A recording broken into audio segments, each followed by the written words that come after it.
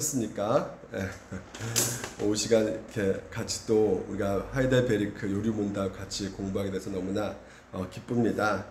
우리가 하이델베르크 요리문답 계속해서 예수님에 대해서 우리가 살펴보고 있어요. 성자 하나님에 대해서 우리가 살펴보고 있습니다. 그래서 우리가 사도신경을 토대로 해서 지금 현재 이 하이델베르크가 지금 작성되고 있음을 보게 되는데, 우리가 성자 하나님을 알기 위해서는 반드시 두 가지를 꼭 기억하셔야 되는 것이 있어요. 첫 번째는 그가 누구신지, 그러니까 그가 누구냐면 바로 이제 그의 본질을 우리가 아는 것이죠. 그러니까 그 본질을 우리가 아는 것이. 그래서 우리 주 예수 그리스도, 우리가 그 호칭 가운데 그분이 어떤 분이라는 것을 우리가 알게 되었죠. 그리고 또 하나는 또 무엇이냐면 그분이 어떤 사역을 행하는가를 우리가 알아야 된다는 것입니다. 그러니까 그분이 하신 일을 우리가 알아야 된다는 것이에요. 그래서 그것을 알아야지만이 우리가 성자 하나님에 대해서 우리가 제대로 알 수가 있다는 것이죠. 그래서 우리가 계속해서 그분이 하신 사역에 대해서 초점을 맞추고 우리가 살펴보고 있습니다. 그래서 예수님께서 이 땅에 오셔가지고 하신 그 사역이 두 가지죠. 바로 무엇이냐면 하나는 낮아지심이라고 할 수 있고요. 하나는 또 높아지심을 할 수 있겠습니다. 그래서 낮아지심. 그래서 우리가 계속해서 살펴보고 있는 것이 지난 시간 동정녀 마리아 낳으시고 이렇게 살펴보았지 않습니까? 그것이 바로 이 성육신, 낮아지심에 대한 그 사역 가운데 우리 가운데 말해주고 있다는 것이죠. 그래서 우리가 보통 낮아지심, 여러분 우리는 낮아지심에 대해서 굉장히 많이 묵상할 때가 많이 있어요. 왜냐하면 보통 고난 주간에 보게 되면 뭐 드라마나 아니면 영화 같은 걸 보면 예수님께서 피 흘리시고 십자가에 죽으신 그런 패션 오브 크리스트 이런 영화 같은 걸 보면 굉장히 눈물이 많이 펑펑 납니다. 그리고 복음성 불러도 뭐 십자가 달리신 주 이렇게 부를 때마다 눈물이 흘릴 때가 굉장히 많이 있거든요.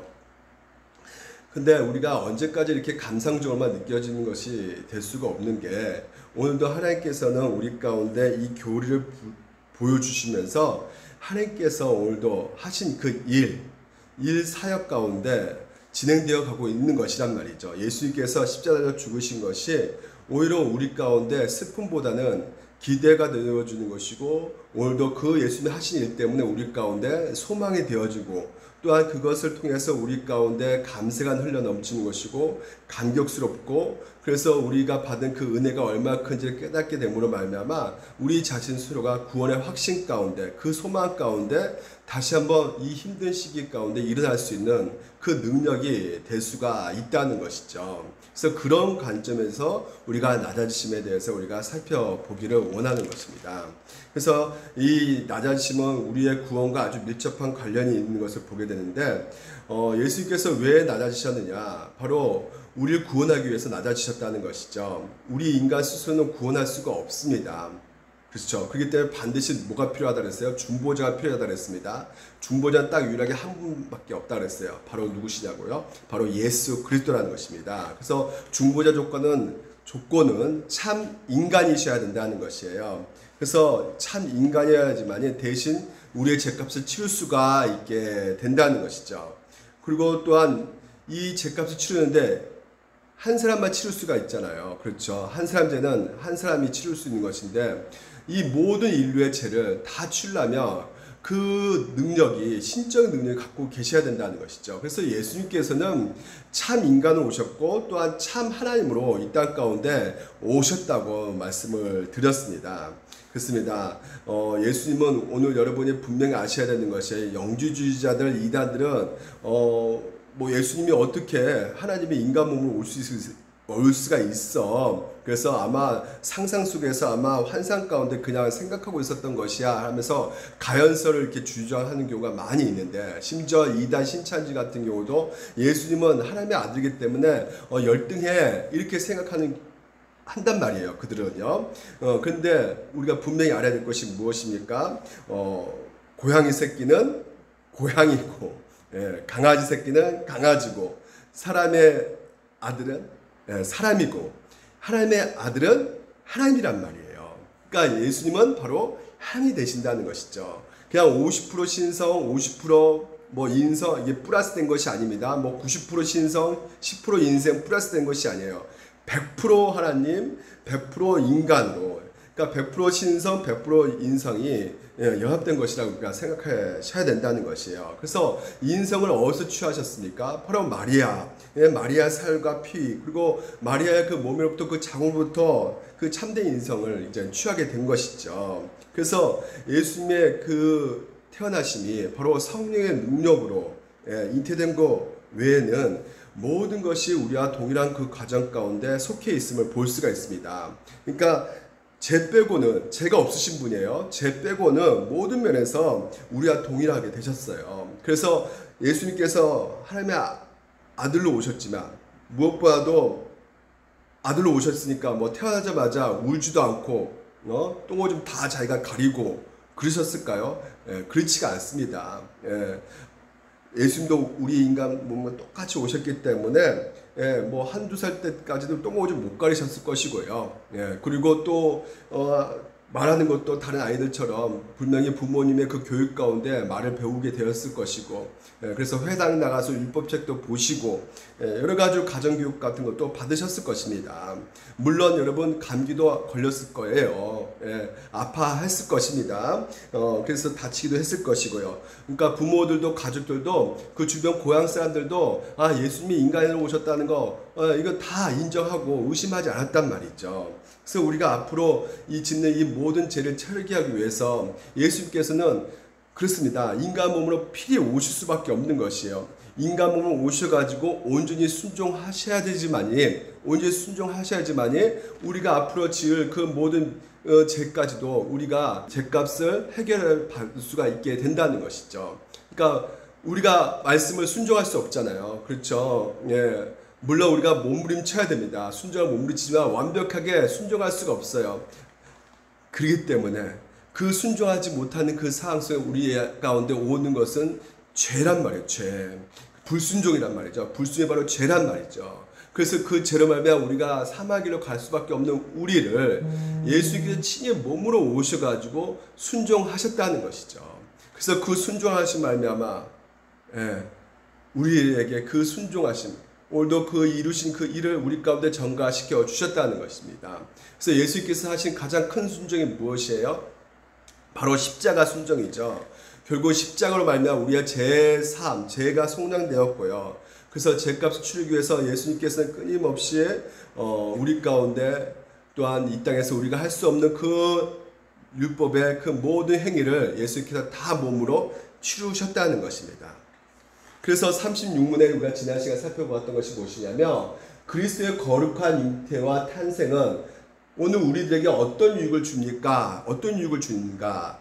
그 질문에 대한 대답이 그리스도는 우리의 중보자로서 자신의 순결함과 온전하심과 거룩함으로 내가 잉태되고 출생할 때부터 가지고 있는 나의 죄, 그렇죠? 앞으로 평생 지울 수밖에 없는 그 죄를 어떻게 하신다는 것이에요? 가려주신다는 것이죠. 여러분, 우리 죄가 사라지는 것이 아닙니다. 여러분, 우리 죄는 여전히 있어요. 소멸되는 것도 아니에요.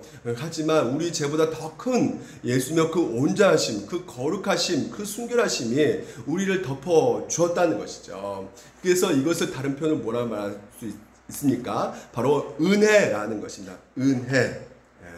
그것이 우리가 지난 시간까지 우리가 살펴보았던 내용들입니다. 그러면 오늘부터 또 우리가 계속해서 예수님의 그 낮아지심의 가운데 이 고난을 받으사라는 것에 대해서 말씀을 나누고 싶어요. 오늘 47번 질문은 이렇게 시작되고 있어요. 고난을 받은 사람 말로 당신 무엇을 고백합니까? 자, 거기에 대한 대답이요. 이렇게 되어 있습니다. 그리스도는 이 세상에 사셨던 모든 기간에 특히 생의 마지막 시기에 모든 인류의 죄에 대한 하나님의 진노를 자신의 몸과 영혼에 짊어지셨습니다. 라고 지금 이제 대답을 하고 있습니다. 자, 여기서 보게 되면 그리스도는 이 세상에 사셨던 모든 기간, 모든 기간이라고 말하고 있어요. 자, 생의 모든 기간. 그러니까 막판에 예수님께서 뭐 예루살렘 올라가가지고요. 거기서 막판 일주일 남기고 십자가 달려 죽으신 그때만의 그 고난이 아니라 뭐라 나와 있어요? 예수님이 그 고난 받으신 것은 이 세상에 사셨던 모든 기간이라고 말하고 있어요. 왜냐하면 예수님은요, 이 땅에 뭘로 오신 거예요? 우리 같이 인간 몸 오셨기 때문에 죄인같이 되셨기 때문에 결국은 이 땅에서 살아가는 그 모든 삶 속이 바로 그 고난, 고통이 있을 수밖에 없는 삶을 사셨던 것이죠. 한번 생각해 보시기 바랍니다. 인간이 개미가 됐다고 생각 한번 해보세요. 아유, 뭐 사람이 됐다는 것은 그게 뭐가 대단한 것이라고 생각합니까? 사람이 사람 뭐 사는 거 그렇게 뭐 불행하지 않아요? 그렇게 고통스럽지 않아요? 이렇게 생각할 수 있겠잖아요. 근데 사람으로 살다가 갑자기 쥐로 태어났다고 생각해 보십시오. 엄마지 아빠지로 이렇게 태어나가지고 그 쥐의 어떤 습성과 쥐의 어떤 태생 가운데 내가 살아가고 있다고 생각해 보시기 바랍니다. 어떠였습니까? 그러면요. 행복하겠습니까, 여러분? 삶이 즐겁겠습니까? 이거 즐거운 경험이 될 수가 있어요. 그래도 예전에 내가 사람으로 있었으니까 괜찮아. 여러분 괜찮습니까 진짜? 쥐로 이렇게 우리가 생각한다면요. 그렇죠. 이거 그 자체부터가 너무나 고통스러울 수밖에 없는 것이에요. 그러니까 하나님이신 그 예수님께서 인간 몸으로 오셨다는 것은 그 자체가 고난이라는 것입니다. 그리고 이 땅에서 여러분 예수님께서 사셨던 그 삶은 한마디로 우리 가운데 보여주고 있는 것이 배고픔, 그리고 또 여러 가지로 상대방에게 비웃음을 당하고 조롱당하고, 그래서 보통 게 사람들이 이렇게 고생하면 이렇게 사갔다는 말 들었잖아요. 얼굴이 사갔다 이렇게 말하잖아요. 근데 예수님께서 그 나이가 30대 초반밖에 안 됐는데 얼굴이 사갔다는 거예요. 너무 고생하셔가지고 얼굴이 사가버렸어요. 그걸 어떻게 알 수 있느냐? 요한복음 8장에 보게 되면 유대인들이 이때 예수님 보고 그러는 거야. 너가 아직 50세도 못 되었는데 아브라함을 보았느냐? 그러니까 예수님이 어떻게 보인 거예요? 유대인들에는 30대 초반인데도 불구하고 50대 가까운 그 줄로 이렇게 보고 있었던 것이죠. 그만큼 예수님이 고생하셨다는 것이에요. 여러분 고생하면 이게 사람이 스트레스 받고 힘들게 살면요 얼굴이 많이 초췌해지고 스트레스 받으면 사가진단 말이에요. 보통 여러분 저 같은 경우는 좀 이렇게 워낙 그 인물이 좀 이렇게 죄송합니다 또 죄송합니다. 또 이렇게 갑자기 여러분 식사했다는 얘기를 제가 생각을 못했어요. 식사하고 나셨는데 괜히 또 이런 뭐 제가 뭐 잘생겼다 얘기하면 또 소화가 안 될 것 같다는 생각이 들어서 미리 딱 생각에 멈췄어요. 여러분, 그러니까 예수님께서는요, 그러니까 얼굴이 너무나 사가요. 그러니까 왜 그러냐면 그만큼 이 땅에서 스트레스를 너무 많이 받았기 때문에. 여러분 남에게 배신당했단 말이에요. 그것도 자기가 그렇게 믿었던 제자들에게 배신당하고요. 많은 사람들은 계속 배신당하고 고향 사람들 심지어 고향 사람들에게도 이 배신을 당하는 외면당하는 그러니까 그 상처가 얼마나 크겠습니까? 제가 아는 같이 공부하는 개척교회 목사님은요 며칠 전에 잠깐 제가 얼굴 봤는데 완전 얼굴이 많이 삭으셨더라고요. 그 이유를 물어봤더니 성도가 이제 3가정이 그러니까 5분이 나가셨다는 것이에요. 그러니까 올해 들어왔는데 올해 이제 6월달에 오셨는데 왜 우리에게 직분을 안 주냐 하면서 우리가 좀 이렇게 뭔가 교류해서 해보고 싶은데 직분을 줘야지 우리가 열심히 할 수 있는데 직분을 안 주냐. 근데 이분은 성경대로 이렇게 가르치신 분이기 때문에 그럴 수 없다. 이게 성경대로 해야 된다. 이렇게 했더니 이분이 뭐 여기만 교회냐 하면서 그냥 성도 5명이 그냥 떠나버렸다는 것이죠. 그래서 그분은 자기 입술에 자기는 그냥 괜찮다고 이렇게 말하지만 얼굴 모습 보면 완전히 진짜 너무 많이 힘들어 하셨구나. 얼굴이 진짜 조금씩 이렇게 사가 있는 모습을 제가 이렇게 봤어요. 그렇습니다. 예수님은 이 땅에 오셔가지고 전 생애 가운데 한마디로 태어나는 곳도 어디입니까? 호텔이 아니에요. 마국간입니다. 마국간. 그 마국간에서 태어났다면 여러분 산후조리도 제대로 했을 수 있었을까요? 엄마, 부모도 그렇고 정말 이 아기도 그렇고 정성적으로 이렇게 돌봐줘야 될 텐데 그러지 못한 그 환경 가운데 있었단 말이죠. 그러니까 태어난 그 자체부터가 고통이란 말이에요. 고난이란 말이죠. 그러니까 그 고통과 고난 가운데 우리 가운데 보여주고 있는 것이 무엇입니까? 예수님의 인생 자체가 탄생부터 고난이었다면 그 인생 그 전체의 그 모든 삶이 고통이다라는 것을 우리 가운데 알려주고 있다는 것입니다. 그래서 그분은 일평생 고통을 당하신 분이시란 말이죠. 가난의 고통, 질병의 고통, 여러 가지 로마 압제 가운데 그 식민지의 그 서러움도 느끼셨을 것입니다. 조롱과 배척 가운데 여러 가지 그 고통 가운데 느끼셨을 것이에요.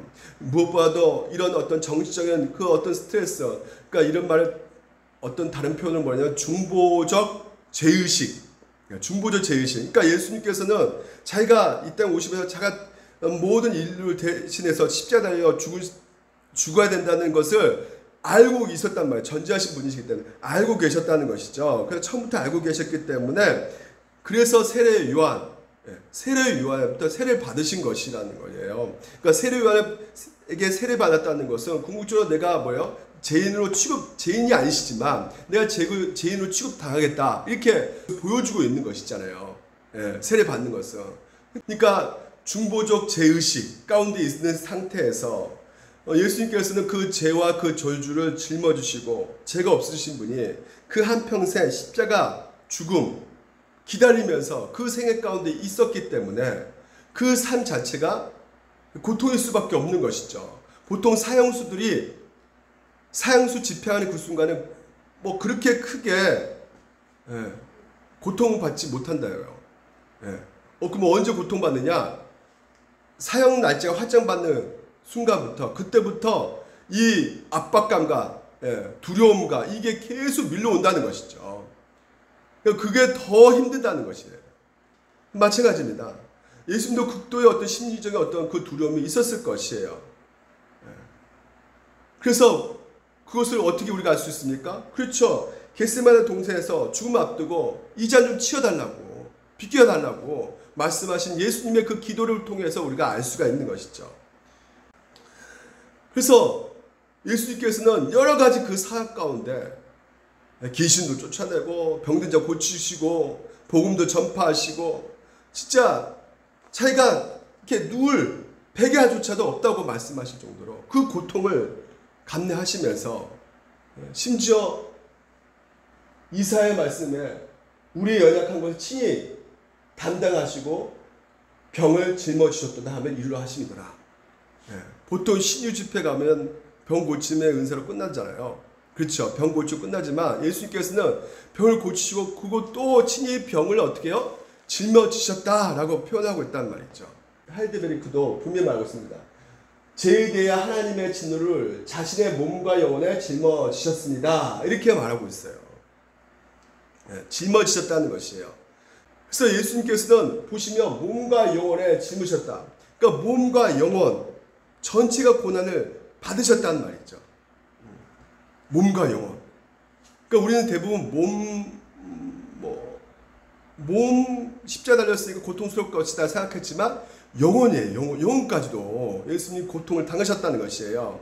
그러니까 보통 영혼이라는 것은 여러분 우리가 보통 일반적인 순교를 당하는 사람들 보게 되면 성령께서 도와주시 말미암아 그 은혜 가운데 순교는 기쁨과 찬양으로 마치는 분들이 많거든요. 그러니까 몸은 고통스러워 있지만 스테반 집사도 그렇고 초대교부의 그 많은 그 믿음의 선배들 보게 되면 바울도 그렇고 그 옛날 문을 보게 되면 기꺼이 십자가에 달려 거꾸로 죽었다는 것이죠. 왜요? 성령께서 도와주시니까. 하지만 예수님은 그거하고 다른 죽음이었던 것이죠. 예수님의 죽음은 영광스러운 어떤 순교가 아니라 죄덩어리가 되어서 하나님부터 버림을 당하는 그 저주의 죽음이기 때문에 그렇단 말이죠. 그래서 하나님의 무한 진노와 그 저주가 그 예수님의 몸과 영혼에 쏘아 부어졌기 때문에 그것은 우리가 상상할 수 없는, 심지어 그것이 다른 말로 지옥의 경험일 수가 있단 말이죠. 그러니까 예수님은 죽기보다 무서운 그런 상태에서 얼마나 두려웠는지, 지옥의 고통 가운데 여러분 보통 이 지옥이라는 것이 여러분 상상해 보면 불 생각하잖아요. 그렇죠. 용암 불못에 끊임없이 불타오르는 그것을 우리가 많이 생각을 하게 되는데, 예수님께서는 아마 그런 고통, 예수님께서 음부로 가셨다는 그 말이요, 지옥으로 직접 가셨다는 말이 아니라 그 지옥 같은 고통을 겪으셨다는 것이죠. 그러니까 예수님께서는 왜 지옥 같은 그 고통을 왜 겪을 수밖에 없는 그 이유가 무엇이냐면, 생명의 구원 대신 하나부터 버림받았기 때문에 그런 거야. 그러니까 그것이 엄청난 큰 지옥 같은 고통이었던 것이죠. 그러니까 여러분, 하나님을 떠난 그 자체가 바로 지옥입니다.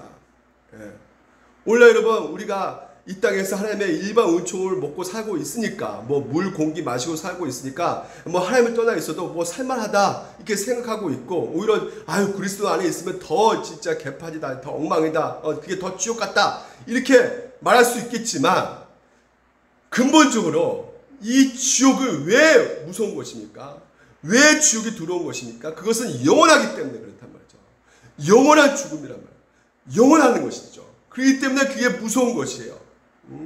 여러분, 물고기가 물에서만 살 수 있는데 그 물 밖으로 이렇게 산다고 생각해 보십시오. 얼마나 힘듭니까? 그것도 영원히 산다고 생각해 보십시오. 사람이 공기를 마시고 살아야 되는데 우주 밖에 산다고 생각해 보십시오. 여러분, 그것이 얼마나 고통스러울까요, 여러분? 마찬가지입니다. 여러분, 오늘도 여러분 생명 근원신 하나님으로부터 단절된 그 상태가, 그것이 영원한 그것 자체가요, 그것이 바로 지옥 같은 무서운 그 고통 가운데 있는 것이다 라는 것입니다. 그래서 예수님께서도 이 땅 가운데 오셔서 그 하나님의 버림을, 내침을 당하는 그 상태에서 이게 너무나 괴로우셨던 것이죠. 그래서 십자가 못 박힐 때 진짜 여러분, 예수님께서 하신 말, 나의 하나님 나의 어찌 나를 버리셨나이까. 모든 게 어둠에 밀려온 것이죠. 예수님이 십자가에 달려 죽으시고 나서 바로 3시간 동안 캄캄한 그 흑암 가운데 빛이 잃어버렸어요. 다시 말해 그것은 무엇을 상징하고 있습니까? 하나님께서 십자가 달려 죽은 지금 이 순간에 하나님께서는 예수님을 어떻게 취급하고 계신 것이에요? 바로 잿덩어리로 자신 하나밖에 없는 독생자 아들을 제 흉악한 그 죄로 하나님께서 취급하셔서 죽이셨기 때문에 그 하나님의 그 외면함, 하나님의 그 버려두심, 그 하나님의 얼굴을 숨기심, 그것을 보여주고 있는 것이 그 캄캄한 흑암, 그것을 나타내주고 있단 말이죠. 그래서 그리스도의 고난의 정점이 무엇입니까? 바로 아버지로부터 고난이란 말이에요. 원래 예수님은 어떤 분이셨는데요? 하나님이셨단 말이죠. 삼위일체 하나님이었어요. 한 번도 그 관계가 깨진 적이 없고, 그 사이의 관계로 정말 한 번도 떨어져 본 적이 없는데, 한 번도 멀리 그 관계가 멀어진 적도 없고 항상 하나였던 그 하나님의 그 사랑의 관계가 우리의 죄를 말미암아 완전히 하나부터 버림받아 가지고 한마디로 격리돼 버렸단 말이에요. 완전히 격리가 돼 버렸어요. 코로나19로 말미암아 격리된 것이 가장 끔찍한 상황이라 그러잖아요. 마찬가지로 하나님께서는 그 아들 예수 그리스도를 격리시키는 말미암아 우리 가운데 그 모든 저주가, 모든 그 죄악에 대한 그 무시무시한 저주가 영원히 풀어지는 그 결과를 낳게 되었다는 것이죠. 할렐루야. 그래서 그리스도의 고난이 처절했던 이유가 무엇입니까? 그 죄값 누가 받아야 되는 것이에요?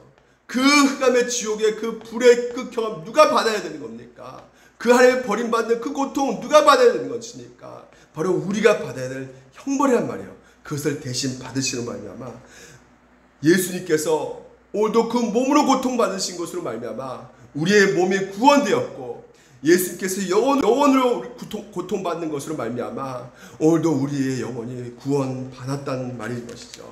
그래서 여러분, 여기서 나와 있는 말씀 가운데 몸과 영혼, 이것이 몇 번 나옵니까? 네, 2번 나와요. 2번 보십시오. 몸과 영혼에 짊어지셨다. 그리고 또한 뭡니까? 몸과 영혼을 영원한 죄로부터 구원하셨고, 이 몸과 영혼이 너무나 중요한 것이죠. 그러니까 하이델베르크 그 요리문답 1문답에서도 몸과 영혼에 대해서 말하고 있어요. 살아서나 죽어서나 당시의 유일한 이유는 무엇입니까? 살아서나 죽어서나 나는 나의 것이 아니요 몸도 영혼도예요. 누구 것이다? 예수 그리스도 것이다. 신실한 구주 것이다.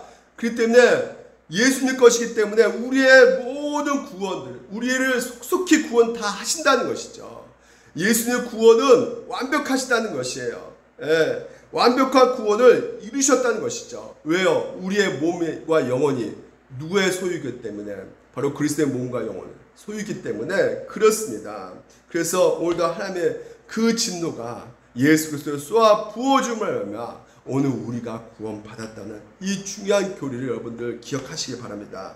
그리고 한 가지 더 우리가 질문 던질 수밖에 없는 것이 무엇이냐면, 여러분, 그러면 우리가 아까도 살펴보았지만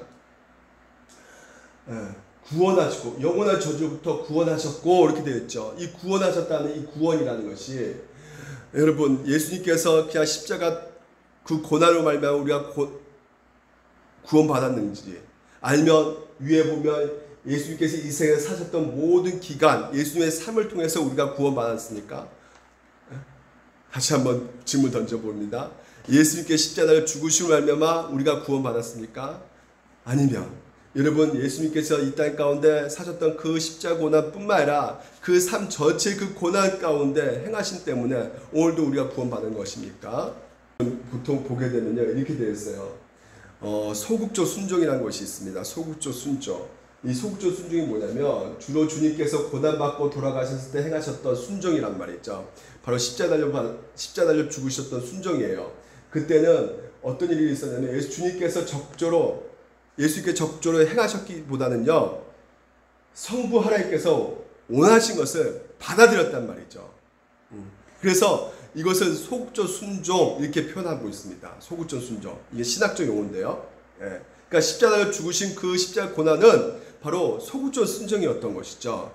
하지만 적극적 순종이라는 것이 있어요. 적극적 순종이 뭐냐면, 예수님께서 이 땅에 아까 전생에 살아가면서 적극적 율법을 순종하신 것들이란 말이죠. 즉 공생의 기간 동안 하나님의 말씀을 따라 지키고 순종하면서 사셨던 것을 적극적 순종이라는 것입니다. 이 세상에 사셨던 모든 기간을 맨 위에 그러니까 예수님이 사셨던 그 모든 기간, 그 기간이 바로 어떤 기간이었습니까? 고통의 기간이 아니고 고난의 기간이었잖아요. 그렇죠? 그 고통과 고난, 그러니까 왜 고통과 고난이었습니까? 하나님 말씀에 순종하셨기 때문에, 율법을 퍼펙트하게 순종하셨기 때문에. 그래서 예수님께서 이루신 것은 하나님의 말씀에 온전히 다 순종하심을 거기서 받은 그 고난 가운데 오늘 우리를 구원시켜 줄 수 있었다는 것입니다.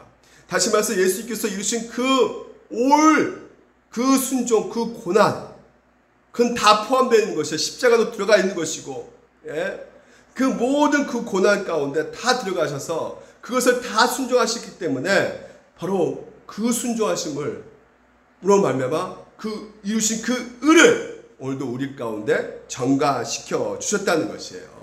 할렐루야. 그래서 갈라디아서 이렇게 말합니다. 때가 참에 하나님이 그 아들을 보내사 여자에게서 나게 하시고, 율법 아래 나게 하신 것은 율법 아래 나게 하셨다는 것이에요. 율법 아래 나게 하셨다는 것입니다. 예수님이 어떤 분이십니까? 율법을 만드신 분이시죠. 예수님이 하나님이시잖아요. 율법의 창시자입니다. 그러면 예수님이 율법 만드시고 너희들 이거 지켜, 이렇게 하셔야 될 분이 율법을 만드시고 율법을 자기가 지키는 거예요. 왜? 우리가 지킬 수가 없기 때문에. 완벽하게 우리가 지킬 수가 없기 때문에. 율법을 지켜야지만 우리가 복 받는단 말이에요. 축복이란 말이에요. 율법을 안 지키면 저주가 된단 말이죠. 그래서 우리는 모두가 저주 가운데 있단 말이죠. 저주받는 그 심판 가운데 있단 말이에요. 그래서 예수님께서는 그 율법을 다 지키시고 말미암아 율법 아래 있는 자들을, 오늘 우리들을 어떻게 해요? 속량하시고, 왜요? 왜 속량하셨다고 말을 해요? 우리로 아들의 명분을 얻게 하려 하심이라. 그 이유라는 것이죠. 그래서 예수님께서 그 죽으심을 통해서 하나님의 그 마지막 그 순종을 다 이루심을 우리를 구원시켜 주셨다는 것이에요. 제 삶의 은혜뿐만 아니라 오늘도 예수께서 사심을 통해서, 이 땅 가운데 사심의 통해서 우리 가운데 베푸신 그 은혜는 예수님께서 그 모든 율법의 요구를 다 이루셨기 때문에, 그것을 또한 우리 가운데 다 전가해 주셨기 때문에 오늘도 여러분 우리가 어떤 자가 되었던 것이에요. 그렇죠? 우리가 이제는 우리를 하나님께서 의롭게 여겨주셨기 때문에 우리가 어떤 자입니까? 그렇습니다. 의를 따라 살아갈 수 있도록 만들어 주셨단 말이에요. 더 이상 여러분 우리는 제 지배 가운데 있지 않습니다. 할렐루야. 자, 보십시오. 그러므로 내가 이후로는 종이 아니요, 종이 아니란 말이에요. 노예가 아니란 말이죠. 이젠 예수 그리스도의 그 은혜와 사랑을 받고 있는 자기 때문에, 내가 그 은혜 가운데 있기 때문에 이제 내가 종 노릇하지 않고 이제 기꺼이 하나님의 그 말씀 가운데 오늘 내가 기꺼이 그 자원하는 마음으로, 사랑하는 마음으로 오늘도 하나님 앞에 나아갈 수 있게 되었단 말이에요. 그래서 이제는 여러분 제가 나를 어떻게 할 수가 없어요. 하지만 우리의 가운데 이 죄는 끊임없이 그 유혹 가운데 우리를 넘어뜨리고 있기 때문에, 나는 이제는 구원받았기 때문에 나는 죄와 싸우지 않고 이제 나는 제 책임도 없고 나는 이제 아무래도 나는 살아도 괜찮아, 이렇게 살 수가 없단 말이죠. 오늘도 여러분 내가 그 은혜 가운데 예수께서 내 율법을 다 지켜주시고 그 율법을 지키시고 말며 이루신 그 의를 우리 가운데 다 전가시켜준 그 은혜를 알고 있는 자들에게 있어서는 함부로 여러분 살 수가 없는 것이에요. 이것을 믿고 있는 자들은 궁극적으로 어떻게 살 수밖에 없습니까? 하나님이 주신 그 의가 오늘도 우리가 있기 때문에 의의 무기로 오늘도 우리 가운데 살아내는 것입니다. 우리는 충분히 죄와 싸울 수가 있단 말이에요. 옛날에 싸울 수가 없는데 이제는 우리가 죄와 싸울 수 있는, 이길 수 있는 그 힘이 우리 가운데 있게 되었다는 것이에요. 그래서 죄와 싸우라는 것이에요. 성경에서는 싸울 수 있다는 것이에요. 그 궁극적 싸움의 승리는 이미 완성했다고 오늘 우리 가운데 말씀하고 있는 것입니다. 그래서 성경에서는 말이 너희들 은혜 가운데 이렇게 구원받았느냐? 그리고 그 다음부터는 계속해서 이렇게 살아야 된다, 이렇게 살아야 된다, 이렇게 살 수 있다, 계속 오늘 우리 가운데 명령을 하고 있단 말이죠. 순종을 요구하고 있단 말이에요. 그렇기 때문에 여러분 우리의 삶 속에서 반드시 어떤 삶이 나올 수밖에 없습니까? 그렇죠. 신자는 도덕적입니까? 예, 도덕적인 삶을 살 수밖에 없어요. 예. 그러니까 한국교회가 갈수록 부도덕한 그런 신자들 양성해 가고 있는 이유가 무엇이냐? 바로 여러분 우리 죄를 속해 주셨다, 거기로 끝나버리는 거예요. 속해 주셨으니까 이제는 우리는 구원받았으니까 뭐 이제는 마음대로 살아도 된다. 그래서 하나님과 회개하면 되지. 하나님과 회개하면 되지. 내가 뭐 목사인데 여자 성도들하고 성취해도 그래, 그들하고 내가 직접 찾아가서 내가 미안할 필요 없이 그냥 뭐 하나님하고 나 1대1로 만나면 되는 것이지. 회개하면 되지. 그리고 그냥 퉁치고 말하는 이런 모습 가운데 있단 말이죠. 근데 성경은 뭐라 말하고 있습니까? 뭐라고 말하고 있어요? 그 은혜를 아는 자들은 결코 그런 삶이 나올 수가 없다, 이거예요. 비록 그렇게 내가 실수가 연약해서 넘어졌다 할지라도 어떻게 합니까? 가서 사과하는 것이죠. 미안합니다. 그 사람 만나서 죄송합니다. 내 잘못한 거에 대해서 내가 책임지겠습니다. 말을 해야 된다는 것이죠. 그러니까 이런 삶에 대한 강조가 없기 때문에, 그러니까 그 20층이 바로 하나님의 은혜를 엄청나게 받은 자는 당연히 여러분 삶 가운데 그 은혜 가운데 삶이 나오는 것인데, 오늘 우리는 뭐예요? 내가 똥 쌌으니까 하나님이 알아서 치워달라고 이렇게 말하는 것뿐만, 그런 무리한 행동이 나온단 말이죠. 오늘 하나님께서 두렵과 떨림으로 구원을 이루라는 것이에요. 너에게 내가 하나밖에 없는 아들을 죽이셨다. 이건 진짜 사실이란 말이죠. 이런 엄청난 일을 너에게 베풀었는데, 너에게 행했는데 너 이거 진짜 믿느냐? 그러면 너희가 어떻게 이렇게 살 수가 있느냐? 오늘 하나님께서 말씀하고 계신다니까요. 절대 다른 사람에게 오늘 우리가 피해 줄 수가 없게 되는 것입니다. 비록 피해를 준다 할지라도 실수로 연약해서 나도 모르게 한다 할지라도 어떻게 합니까? 가서 어떻게 해요? 네. 화해하고 와라. 용서하고 와라. 그리고 예배 가운데 들어오라는 것이에요.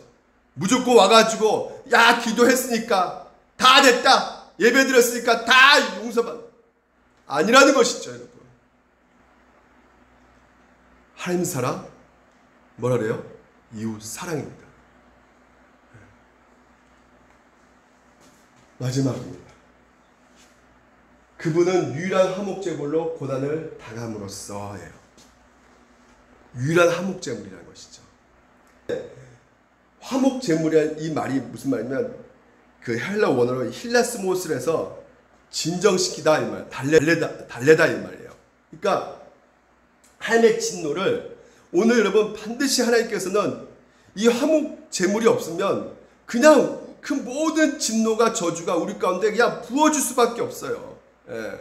그럼 오늘 우리는 그냥 지옥에 가는 것입니다. 그냥 인생에 태어나서 가는 코스는 딱 정해져 있는 것이에요. 그냥 지옥 코스예요. 그냥 지옥불에 떨어지는 것입니다. 그런데 오늘 예수 그리스도께서 화목제물이 되셨다는 것이에요.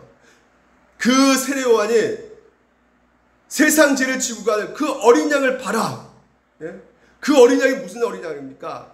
출애굽기의 그 문설주에 그 흠없는 어린 양의 그 피를 바른다는 것이죠. 그래야지만이 그 저주의 그 장자의 죽음의 그 재앙들이 패스오버 지나간다는 것이에요. 어린 양의 피를 바르라는 것이죠. 그 어린 양의 피, 어린 양이 어떤 것인데요? 오늘 여러분 왜 어린 양입니까? 우리가 뭐라 그래요? 다 양 같아서 그릇 행하여 각자 제 길로 갔거늘 양이 뭡니까? 양이 뭐예요? 그렇죠. 양이 안 보여요. 예? 얼마 고집센지 모릅니다. 양이요. 무식하고 진짜 자기가 하고 싶은 대로 합니다. 시력이 나빠가지고요. 예, 누군가 돌봐주지 않으면 안 되는 존재란 말이죠. 이 양이라는 게. 예? 너무나 연약해요. 금방 늑대가 와서 그냥 팍 물어도 어떻게 할 수가 없는 존재예요. 양이. 근데 우리가 뭐라 그러는 거예요? 마치 양과 같다는 것입니다. 그렇기 때문에 오늘 여러분 우리 이런 그릇대 행하여 우리의 모든 죄를 누가 담당하셨다? 그가 하나님께서 어떻게 해요? 우리의 모든 죄악을 그분에게 담당시키셨도다. 아멘. 그래서 오늘도 유일한 화목제물로 고난을 당하심으로 말미암아 오늘 우리가 우리의 몸과 영혼을 영원한 저주로부터 구원하셨고 그리고 뭐라 그래요? 우리를 위해 하나님의 은혜와 의와 영원한 생명을 얻으셨다. 이렇게 말씀하고 있는 것입니다. 여러분 오늘 여러분 하나님과 단절된 거 이게 가장 시급한 문제입니다. 하나님과 관계가 깨져 있는 거 이게 인생 가운데 제일 큰 문제예요. 그래서 성경에 보면 이 레위기에서 보면 번제드리라잖아요.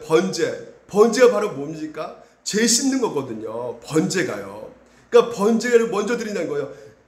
왜요? 하나님과의 관계가 깨진 상태에서 가장 큰 문제가 뭐냐요? 이 죄 문제란 말이죠. 이 죄를 씻어야 된단 말이죠. 그래서 번제를 드리자. 그러니까 번제를 끝나고 뭡니까? 그 다음부터 뭐예요? 그로 끝난 것입니까?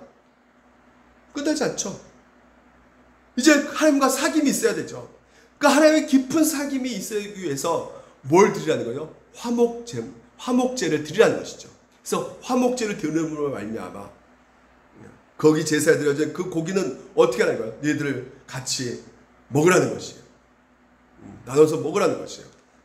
그래서 기뻐하고 감사하고 잔치집이 되는 것이죠. 마찬가지입니다. 예수 그리스도께서 희생제물로 드려짐을 말미암아 오늘 여러분 가운데 주어진 것이 물론 여러분 슬플 수도 있습니다. 나 같은 죄를 위해서 살리신 주 내가 뭐길래 이 벌레 같은 나를 위해서 그래서 내가 이렇게 살 수는 없다 이렇게까지 가는 거 정말 여러분 이건 진짜 기가 막힌 신앙생활 잘하는 것입니다. 하지만 또 한 가지는 그렇지 오늘 주님께서 그 이루신 일 때문에 오늘 나에게 주어진 그 하나님의 은혜와 의와 영원한 생명을 오늘 내가 얻었기에 감사하고 기뻐하면서 현실 속의 그 어려운 일들 가운데 낙심하지 말고 좌절하지 말고 낭망하지 말며, 그래, 오늘 주님께서 십자가 달려 고난 받으사 그 고난 받으신 거 각자 은혜가 다 달라질 것입니다. 아, 내가 나는 괜찮아, 나는 문제 없어, 그런 분에게는 이 고난을 받은 사가 크게 오질 않을 거예요. 예, 마음까지 오지 않을 거예요. 나 이렇게 내가 열심히 살고 내가 돈 많이 버는데 문제가 없어, 나는. 이런 분에게는 고난을 받은 사 이것이 안 올 겁니다. 그게 안 올 거예요. 하지만 현실의 어려움 가운데, 그 고통 가운데, 그 고난 가운데 오늘 낙심되는 그 영혼들에게는 예수님께서 나 같은 죄인을 위해서 고난 받으셨다는 것을 알게 되는데 어떻게 합니까? 그렇습니다. 그분께서 하신 것이 너무나 감사해요. 그리고 또 뭡니까? 나는 지금 현재 그 예수님이 받은 고난 비교가 안 되잖아요. 쫓아갈 수 없잖아요. 그렇지 않습니까? 네. 그래서 그 예수님께서 하신 그 오늘 고난 받으심으로 말미암아 우리 가운데 나에게 주어진 그 은혜와 그 영원한 영생의 그 선물을 주님께서, 하나님께서 주셨음을 알기에 이 땅에서 그 힘든 시기 가운데 넉넉히 이겨갈 수 있는 그 능력이 된다는 것이죠. 오늘 이것을 하나님께서 이 교회를 통해서 말씀해주고 있는 것입니다. 그래서 한 주 동안 여러분 이 고난을 받은 사 묵상하시면서 오늘 여러분 때로 힘들지만 다시 한번 그 말씀 가운데 예수님께서 하신 그 사역을 통해서, 낮으심의 사역을 통해서 여러분 또한 다시 한번 일어나시기를 주님 이름으로 축원드립니다. 기도하겠습니다. 살아계신 우리 하나님 아버지, 오늘도 우리 가운데 고난을 받으사 이 말씀이